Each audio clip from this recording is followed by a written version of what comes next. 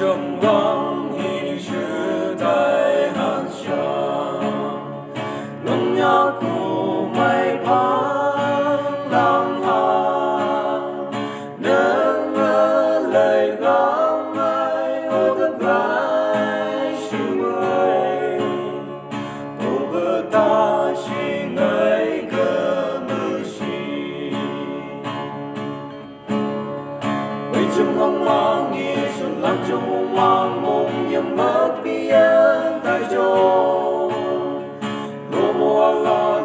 bằng cơn như trong mơ lầy người sớm ngô ba đừng môn sông mưa đừng môn ngờ lầy nhớ sao hay yêu đừng môn ngờ lầy người sớm ngờ lầy cả và trong ấy chỉ lầy đại anh ô kỳ buông thùng mộng sao nghĩ mãi như chưa mà nên nơi có chỉ bóng vai ngày cơn mơ lời sương môi người chi bên trong hoang mang nghe xuân lạc trong hoang mang mộng nhầm mất biển tại chỗ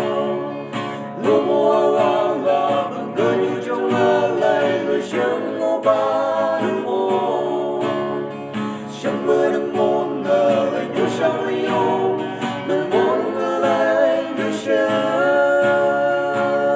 ngờ lầy cả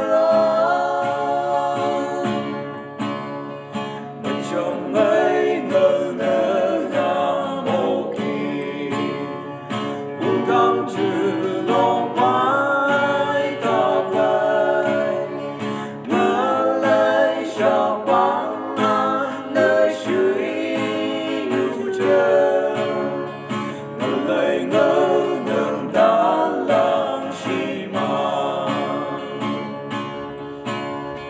ấy trong hoang mang nghe xuân lạc trong hoang mang mộng nhầm mất biển tại chỗ